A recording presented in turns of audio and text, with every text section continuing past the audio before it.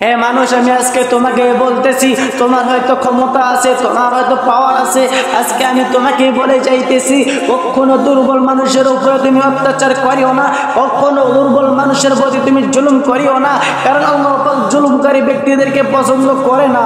আজকে হয়তো তোমার কাছে টাকার পাওয়ার আছে, আজকে হয়তো তোমার কাছে ক্ষমতার পাওয়ার আছে, এই জন্য তুমি গরিব মিসকিন মানুষদেরকে তুমি অসহায় মনে করে তাদের প্রতি তুমি জুলুম করতেছ, নির্যাতন করতেছ। তুমি হয়তো জানো না একদিন তোমাকে এই দুনিয়া থেকে চলে যেতে হবে, তোমাকে ওই পরকালে যাইতে হবে। দুনিয়ার মধ্যে তুমি কয়েকদিন রাজত্ব করবা, একদিন, 2 দিন, 1 বছর, 2 বছর, 1 যুগ, 100 বছর পর্যন্ত তুমি রাজত্ব করতে পারবা। তার উপরে তোমার আর ক্ষমতা থাকবে না, তার উপরে তোমার আর কোনো শক্তি থাকবে না, তখন আর তোমার কোনো রাজত্ব করার মতো পর্যায়ে তুমি থাকতে পারবা না।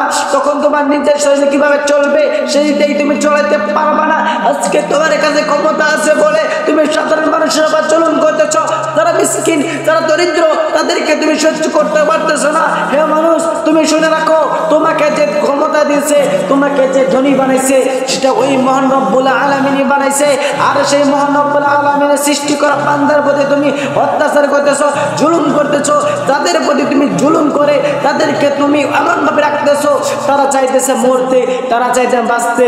আমার দুনিয়ার মধ্যে আল্লাহ পাক বলেন, আমার দুনিয়ার মধ্যে তোমাকে তো আমি ফকির হিসেবে পাঠাইছি, তোমাকে তো আমি মিসকিন হিসেবে পাঠাইছি, তাহলে আজকে কেন তুমি আমার বান্দাদের প্রতি তুমি জুলুম করো, অত্যাচার করো? তোমাকে হয়তো ক্ষণিকের জন্য আমি কিছু টাকা পয়সা দিয়ে তোমাকে একটু ধনী বানাইছি, তাই বলে কি তুমি আমার বান্দাকে বান্দা মনে করবা না? তুমি কি আমার বান্দাকে বান্দা মনে করবা না?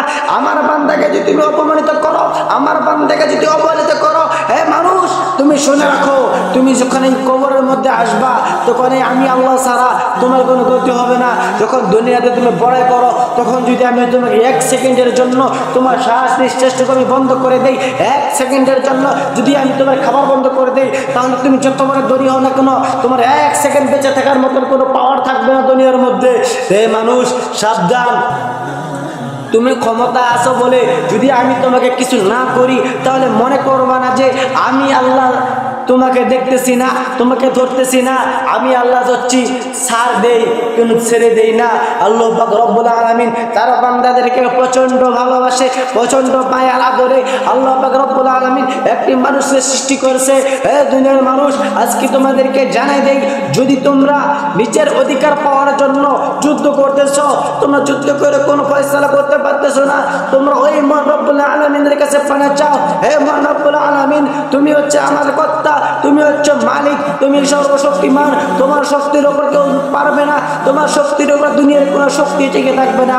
হে মানুষ, হে ছাত্র ভাই, আমি সবাইকে বলতেছি, তোমার যা যা সমস্যা তোমরা তো প্রতিবাদ করবা, তার সঙ্গে সঙ্গে ওই মহান রব্বুল আলামিনের কাছে আমরা পানাহ চাবো, আমরা দোয়া করব।